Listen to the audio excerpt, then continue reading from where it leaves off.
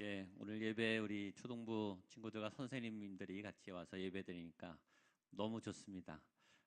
우리 선생님들에게 우리 친구들에게 격려의 박수, 환영의 박수 한번 해주시겠습니까? 아직까지는 잘 드리고 있습니다.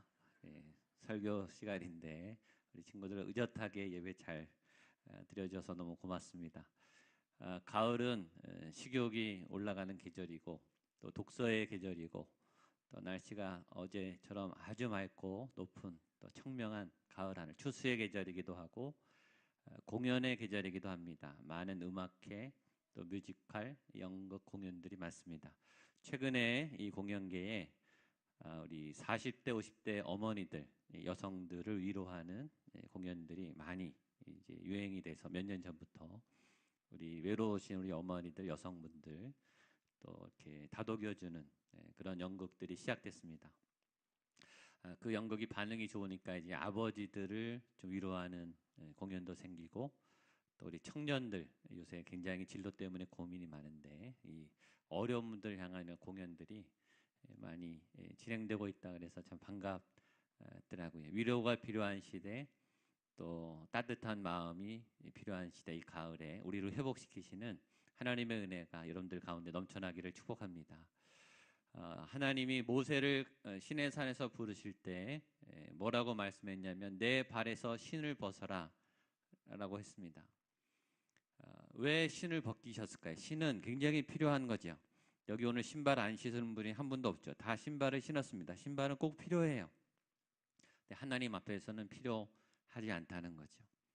세상에서는 꼭 필요하고 절대적으로 중요하지만 하나님 앞에 가면 필요 없어지는 것들, 임시적인 것들, 또 어느 정도 당분간 필요한 것들, 하나님 앞에서 신을 다 벗고 발가벗은 모습으로 세상에 중요했던 것들을 다 내려놓고 깨끗한 마음으로 하나님이 모세를 세우셨습니다.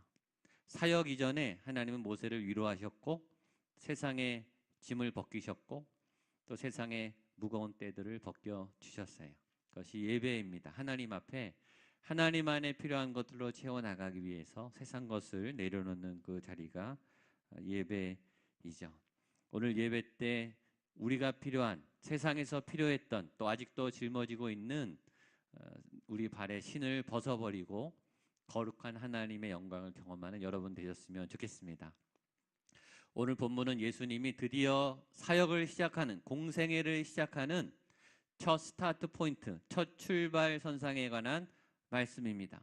하나님이 그토록 보내시기 원했던 온 인류가 그렇게 오래도록 기다렸던 메시아가 드디어 공식적인 사역을 시작하는 그 날이었습니다. 지지난주에 하나님께서 이 일을 위해서 준비시키셨다. 몇천 년 동안 이 사단의 괴계와 또 이 땅의 회복을 위해서 많은 선지자들을 통해서 구약을 통해 메시아가 오시니까 준비해라. 그 그릇을 만들어 오셨습니다. 몇천 년을 준비하고 메시아가 이 땅에 왔습니다. 메시아가 태어나자마자 바로 시작한 게 아니라 30년 동안을 무명으로 준비했어요. 그리고 드디어 오늘 본격적인 사역을 시작했습니다. 30년 동안 준비하고 3년 동안 사역하고 3년 동안 사역하고 다 이루었다. 완전히 완벽하게 해내셨어요. 그리고 3년간의 공생애는 마지막 일주일 고난주간 예루살렘 입성 그 마지막 한 주간의 싸움에 집약되어 있었고 그 한 주간의 싸움은 마지막 금요일 날 십자가에 달리시는 그 한날의 결전에 포커스가 맞춰져 있다고 했습니다. 몇천 년간을 그 하루의 혈전을 위해서 예수님이 하나님이 준비하신 거죠. 단 하루의 사건이었어요. 그러나 이 사건은 몇천 년 동안 준비한 오래도록 준비한 하나님의 집약적인 사역입니다. 보십시오. 그 하루의 승리가 어떤 파장을 일으켰는지. 그 하루의 승리가 그 전에 몇천 년 세대 그리고 그 이후에 2000년이 넘는 모든 세대들에게 희망을 주었습니다. 부활과 생명을 주었어요. 그 하루의 사건이 2000년 동안 쟁쟁쟁 울려 나갔어요. 하루는 굉장히 중요해요. 한 사건은 큰 울림이 될 수 있죠. 그만큼 중요한 일들을 위해서 예수님이 사역을 시작한 겁니다. 그 사역의 시작은 갈릴리 나사렛 지역의 한 회당에서 시작했습니다. 갈릴리 지역은 대도시가 아니에요. 소외된 지역입니다. 사람들이 잘 몰라요. 촌동네로 알려져 있어요. 나사렛, 사람들이 굉장히 구박하는, 알아주지 않는, 나사렛 출신이다, 사람들이 다 무시해요. 나사렛에서 무슨 선한 것이 날 수 있느냐? 거기는 큰 인물이 난 동네가 아니고, 거기는 뛰어난 사람, 위대한 사람이 나오는 동네가 아니다. 사람들이 무시하는 동네였어요. 거기에 회당에서 시작했습니다. 여러분 상상을 해보세요. 그날 예수님이 드디어 오셔서 이 땅에 메시아 사역을 시작하는 그 거룩한 영광의 자리에, 그 회당에, 그 작은 촌동네 시골 구석에, 그 회당에 몇 명이나 앉아 있었겠어요. 하나님의 위대한 사역이 시작하는 그 자리는 세상적으로 보면 초라한 자리였어요. 왜 주님은 예루살렘에 거대한 집회회당에, 거대한 광장에 몇천 명을 모아놓고 시작하지 않으셨을까요? 예수님은 작고 소박하고 그리고 조용하게 시작하셨어요. 공간이 중요한 게 아니고 몇 명 모였느냐가 중요한 게 아니에요. 예수님은 어디서 시작하시든 주님의 일을 하시죠. 오늘 그 첫 역사적인 광경이 성경 본문입니다. 주님은 어떻게 시작하셨는가? 성전에서 시작했습니다. 16절 말씀입니다. 같이 보겠습니다. 시작. 예수께서 그 자라나신 곳 나사렛에 이르사 안식일에 늘 하시던 대로 회당에 들어가사 성경을 읽으려고 서시매. 여러분, 중요한 일일수록 어떻게 시작하는가는 중요합니다. 언제 시작할까? 어디서 시작할까? 누구와 시작할까? 무엇을 가지고 시작할까? 스타트는 굉장히 중요해요. 예수님의 이 대역전, 인류를 회복시킬 이 구원의 이 위대한 사건의 시작의 출발점은 회당이었습니다. 성전이었죠. 성전은 공간이 아니에요. 성전은 사람이, 하나님의 마음이 있는, 하나님의 영이 있는 그 자리가 성전입니다. 하나님을 만나는 자리, 하나님을 통해서 살아가는 자리가 성전이에요. 그런데 오늘 성경에 이런 말씀이 있습니다. 안식일에 늘 하시던 대로 회당에 들어가사. 한번 따라하시죠. 늘 하시던 대로. 늘 하시던 대로. 이번에 처음 성전에 간 게 아니라 늘 가셨어요. 일상성, 믿음의 일상성. 어떻게 특별하게 시작하셨지만 그 특별함은 늘 일상 중에 일어나는 특별이에요. 갑자기 시작한 게 아니고 늘 기도하셨어요. 늘 말씀을 읽었어요. 늘 예배했는데 그 시간에 다시 새롭게 시작했다는 거죠. 늘 하셨지만 똑같은 게 아니에요. 새로운 말씀, 새로운 시작이죠. 오늘의 여러분의 예배가 새로운 시작의 예배가 되기를 축복합니다. 그리고 성전, 하나님의 성전, 이스라엘의 모든 시작은 성전이, 성경이 증언하고 있어요. 천지창조는 성전에서부터 시작했어요. 에덴을 지으셨어요. 에덴은 성전입니다.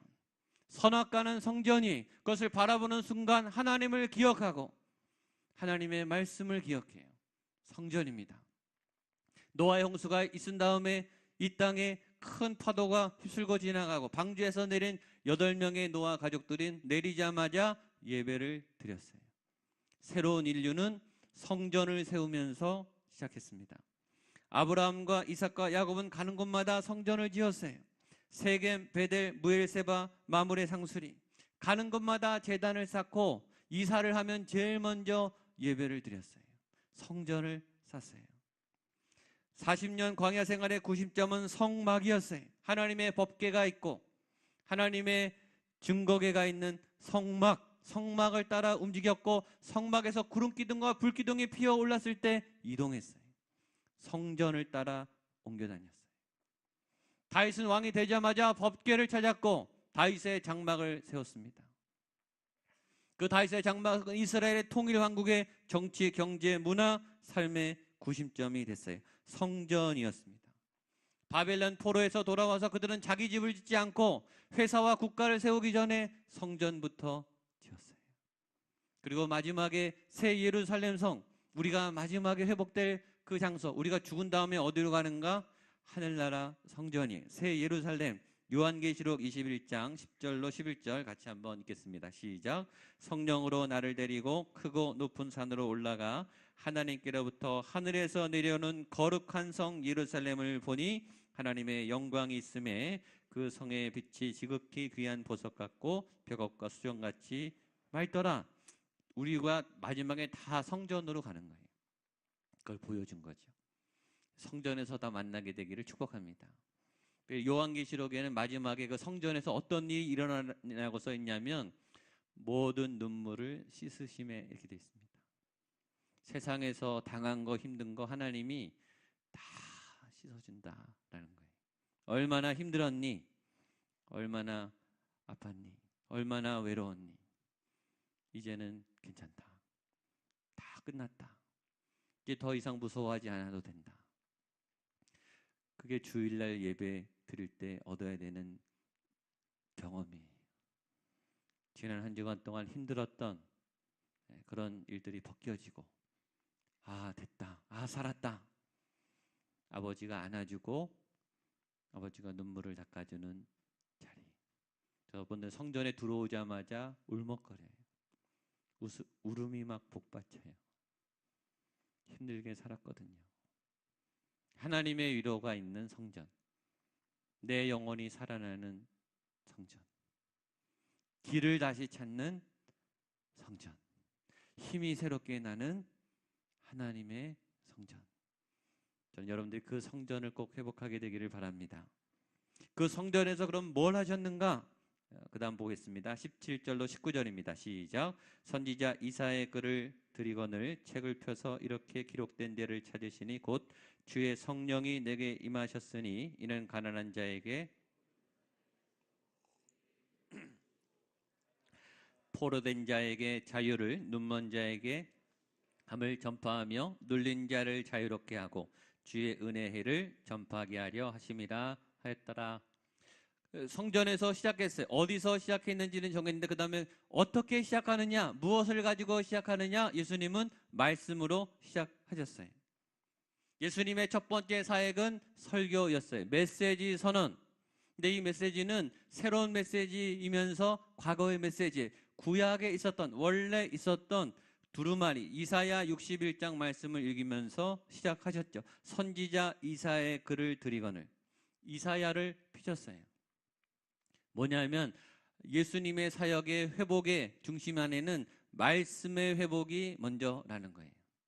말씀은 생명이, 말씀 안에 생명이 있어요. 말씀이 회복된다는 것은 생명이 회복된다는 것을 의미합니다.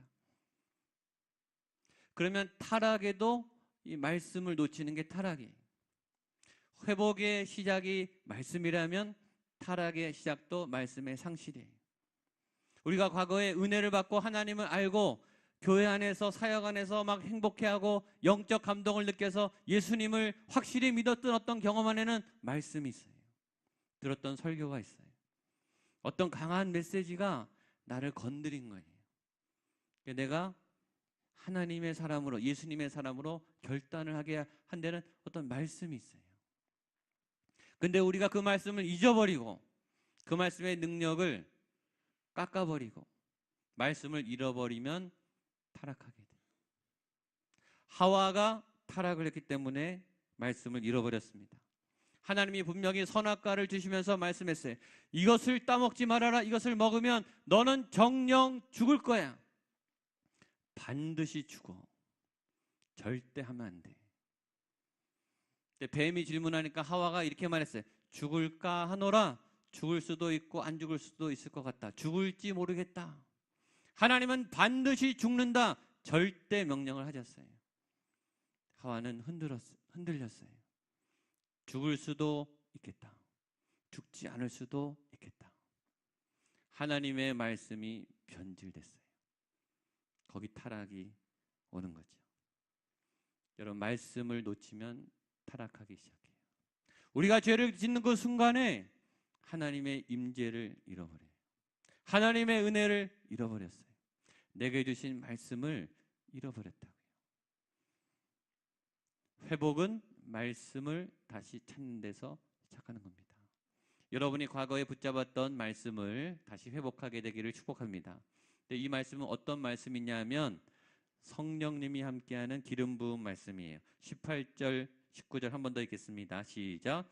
주의 성령이 내게 임하셨으니 이는 가난한 자에게 내게 기름을 부으시고 나를 보내사 포로된 자에게 자유를 눈먼 자에게 다시 보게 함을 전파하며 눌린 자를 자유롭게 하고 주의 은혜의 해를 전파하게 하려 하심이라 하였더라. 그냥 말씀이 있고 성령이 임할 말씀이 있어요. 달라요. 그냥 예배드리는 사람이 있고 성령이 임해서 영으로 예배드리는 사람이 있어요. 달라요. 예수님의 말씀은 그냥 말씀이 아니라 두 번이나 강조됐죠. 성령이 임하여 내게 기름을 부으시고, 성령님이 임한 말씀, 성령님이 생명의 영으로 살아서 역사하고 꿈틀거려서 우리의 영혼을 찔러서 쪼개고 흔들고 뒤집어 놓고 두렵게 하고 뭔가를 하게 하는 운동력이 있는 생명이 꿈틀거리는 살아있는 말씀이라는 거예요. 저는 여러분이 그런 말씀을 얻게 되기를 축복합니다. 기름 부음이 있는 말씀. 금년에 저에게 표에 거룩한 기름 부음이 있는 여러분의 삶에 기름 부음이 있어야 돼요. 어떤 연주는 기름 부음이 있어요. 어떤 연주는 잘하는데 기름 부음이 없어요. 탁월하게 연주를 해요. 노래를 너무 잘해요. 악기를 너무 잘 다뤄요. 기가 막힌 기계와 박수와 갈채와 감동을 줘요. 세상에서 흠잡을 것이 없는 완벽한 연주를 했어요. 모든 사람이 박수쳐요. 그런데 영적 터치는 없어요. 잘한 연주죠. 영적 감동은 없어요. 그런 연주는 생명, 영혼을 구원하지는 못해요. 왜냐하면 연주가에게 기름 부음이 없기 때문이에요. 어떤 연주는 기름 부음이 있어요. 실수도 하고 어리숙한데 그 찬양이, 그 연주가 눈물이 나요. 가슴이 막 메어져요.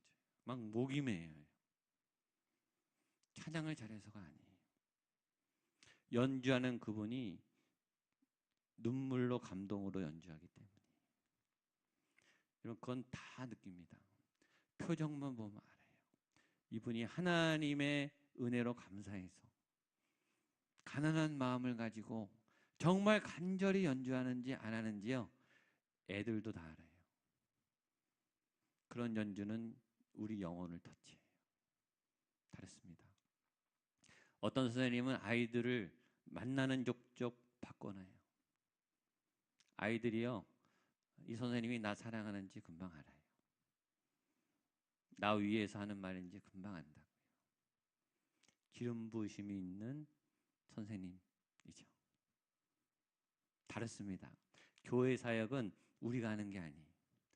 성령의 기름 부으심, 주의 성령이 임하여 여러분들의 모든 영적 생활이 성령님의 인도함을 받게 되기를 축복합니다. 그 사역의 대상은 가난한 사람들이었습니다. 18절을 한 번 더 읽겠습니다. 시작. 주의 성령이 내게 임하셨으니 이는 가난한 자에게 복음을 전하게 하시려고 내게 기름을 부으시고 나를 보내사 포로된 자에게 자유를, 눈먼 자에게 다시 보게 함을 전파하여 눌린 자를 자유롭게 하고. 예수님은 누구를 향해 나오셨는가? 가난한 사람들이. 아, 나는 가난하다. 아, 저 사람은 아니구나. 저 사람은 돈이 많고 부자니까 아니구나. 그게 아니라 모든 인류는 다 가난해요. 가난하지 않은 사람이 없어요. 있어도 가난하고 없어도 가난해요. 있으면요, 있는 대로 또 모자라요. 써도 모자라요. 힘은요, 가져도 목말라요. 가졌는데 목말라요. 우리가 하나도 없는 게 아니잖아요. 있어요. 어느 정도 있습니다. 근데 다 모자란다고 생각해요. 더 가지면 괜찮을 것 같으세요? 더 가져도 더 모자랍니다. 힘을 주면 더 큰 힘을 원하게 돼요. 특별히 갖고 있는 힘은 불안해요. 힘이 있는데 힘 있는 사람이요 더 불안하는 거 아십니까? 능력 많은 분들이 더 불안해합니다. 왜 불안해할까요? 내게 아니거든요. 뺏길까 봐 불안해해요. 언제까지 1등을 하겠어요? 내려가잖아요. 우리는 다 가난해요. 다 놓고 가야 돼요. 가난하다 못해 불쌍해요. 우리 어머니들은 얼마나 불쌍합니까? 얼마나 고생이 많고 얼마나 외로운지. 우리 아버지들은 얼마나 불쌍한지. 우리 나이 드신 연로하신 부모님들은 또 얼마나 외롭고 이 몸의 고통과 마음의 외로움과 죽음을 준비하는 그게 얼마나 힘드세요. 우리 자녀들은 또 얼마나 힘듭니까? 학원 지옥이죠. 입시 스트레스죠. 다 불쌍합니다. 예수님은 그 가난한 우리 모두를 위해서 오셨습니다. 두 번째, 포로된 자들에게 자유를 주겠다. 18절 한 번 더 읽겠습니다. 시작. 주의 성령이 내게 임하셨으니 이는 가난한 자에게 복음을 전하게 하시려고 내게 기름을 부으시고 나를 보내사 포로된 자에게 자유를, 눈먼 자에게 다시 보게 함을 전파하며 눌린 자를 자유롭게 하고. 한번 따라하시죠. 포로된 자에게 자유를, 포로된 자에게 자유를. 옆에 분에게 당신에게 자유가 있습니다. 당신은 자유합니다. 포로됐다는 것은 노예라는 거예요. 노예, 끌려다니는 거예요. 내 의지로 하지 않고 뭔가 질질 우리를 끄는 족쇄, 사슬, 매임이 있다는 거예요. 우리는 시간에 끌려다녀요. 항상 시간은 모자라요. 항상 조급해요. 항상 분주해요. 휴일날 시간이 더 잘 가요. 휴가는 왜 이렇게 빨리 가는지. 쉬는 시간은 굉장히 빨리 가요. 우리는 늘 쫓겨 삽니다. 두 번째, 우리는 사람에게 포로가 됩니다. 우리는 늘 챙겨야 될 사람이 있어요. 의식해야 되는 사람이 있고 신경 써야 되는 사람이 있어요. 명절 때 아는 지인에게, 은사님에게 인사해야 될 사람에게 인사하죠. 선물을 보내고 전화도 하고 메시지도 보내고. 다 못 챙깁니다. 또 보면 미안한 거예요. 저분 못 챙겼네. 우리는 사람에게 계속 의식해요. 나 미워하면 어떡하지? 나 싫어하면 어떡하지? 나 안 도와주면 어떡하지? 눈치 보죠. 사람에게 매여 있습니다. 우리는 재정에 매여 있어요. 돈이요 항상 모자라요. 쓸 돈이 없어요. 돈을 벌잖아요. 쓸 때가 더 많이 생겨요. 항상 모자랍니다. 많이 있는 것 같은데 쓰다 보면 모자라요. 항상 나갈 일이 많이 생깁니다. 네 번째, 우리는 상황의 포로예요. 이 현실, 이 상황, 이 힘든 상황, 이 오래된 상황, 벗어나도 벗어날 수 없는 이 상황, 탈출하고 싶은데, 혼자 도망가고 싶은데 도망갈 수가 없어요. 이 현실이라고 하는 짐이 우리의 발목을 잡습니다. 또 하나, 우리는 과거의 포로가 되어 있습니다. 트라우마죠. 과거의 큰 상처가 우리의 발목을 잡아요. 그리고 앞으로 안 될 것 같아요. 그 과거의 기억이 또 일어날 것 같아요. 더 안 될 것 같아요. 실패가 두려워요. 또 안 되면 어떡하지? 이거 망치면 어떡하지? 그때 이렇게 힘들었는데 또 힘들면 어떡하나? 과거가 계속 질질 우리의 발목을 잡아요. 미래가 또 우리를 불안하게 해요. 염려와 근심, 불안이. 그래서 지금 가졌는데 안심할 수 없는 거예요. 내일은 모르거든요. 지금 이겼는데 좋아할 수만 없는 거예요. 치고 올라오거든요. 상황은 바뀌거든요. 날마다 염려로 가득 차 있어요. 다 노예입니다. 우리는 포로예요. 욕망으로부터, 정욕으로부터, 분노로부터 우리는 끌려다닙니다. 근데 예수님이 그 모든 포로된 자에게 자유를 주겠다. 아멘. 일단 아멘을 크게 하셔야 됩니다. 아멘. 따라하세요. 포로된 자에게 자유를. 나는 자유다. 나는 자유다. 아멘. 예수님이 그걸 하셨다는 거예요. 예수님이 오시면 상황은 하나도 안 바뀌는데 이게 다 힘들어지지 않아요. 그게 샬롬이에요. 변한 건 없어요. 근데 예수님이 오면 안심이 돼요. 끌려다니지 않아요. 예수님과 함께 결정하고 자유롭게 살게 돼요. 그 비밀을 여러분들이 알게 되기를 축복합니다. 또 하나, 눈먼 자를 보게 하죠. 볼 수 있는 거 얼마나 좋습니까? 보는 게 축복이죠. 그리고 보는 게 믿음이에요. 믿음이 있는 사람들을 봅니다. 볼 수 없는 걸 봐요.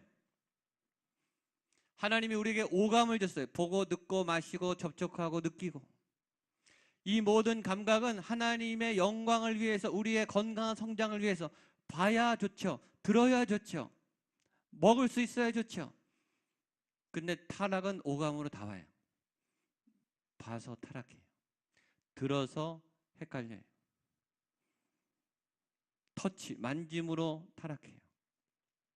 하와가 잘못 봐서 타락했어요. 보겠습니다. 창세기 3장 6절입니다. 시작. 여자가 그 나무를 본즉 하고 보안직도 하고 지혜롭게 할 만큼 탐스럽게 한 나무인지라 여자가 그 열매를.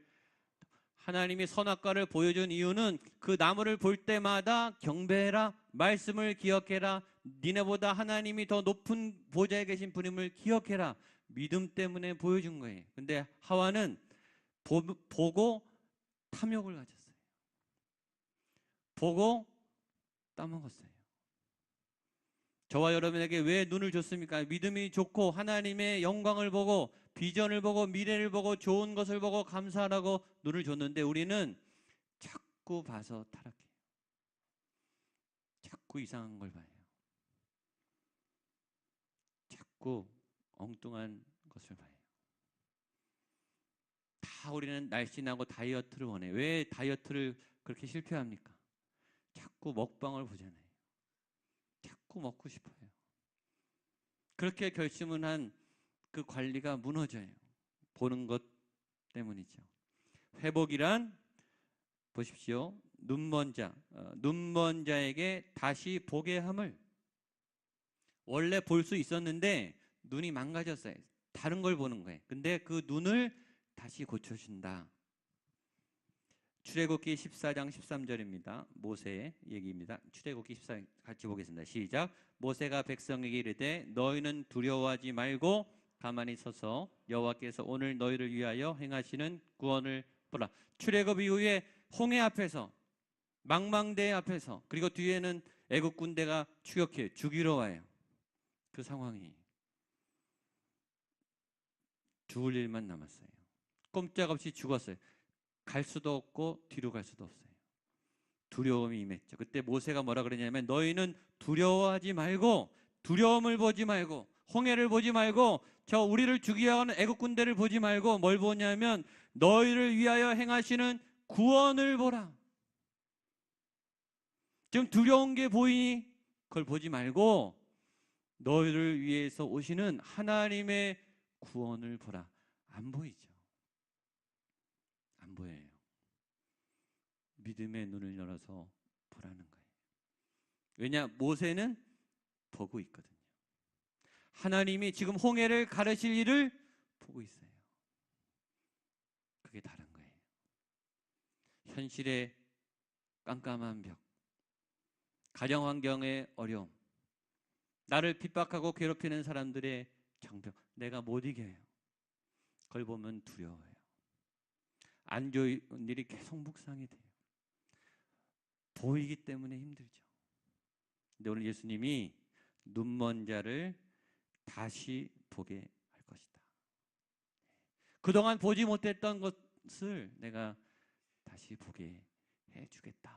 전 여러분들이 그 하나님의 놀라운 구원을 보게 되기를 축복합니다. 또 예수님의 이 말씀은 없지만 이사야에는 이 회복이 있습니다. 이사야 61장 2절 같이 한 번 더 읽겠습니다. 이사야 61장 2절. 시작.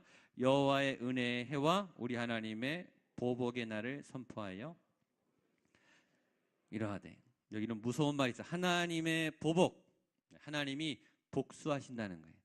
악에 대해서, 여러분들을 괴롭히는 적에 대해서, 원수에 대해서 하나님이 반드시 복수하신다.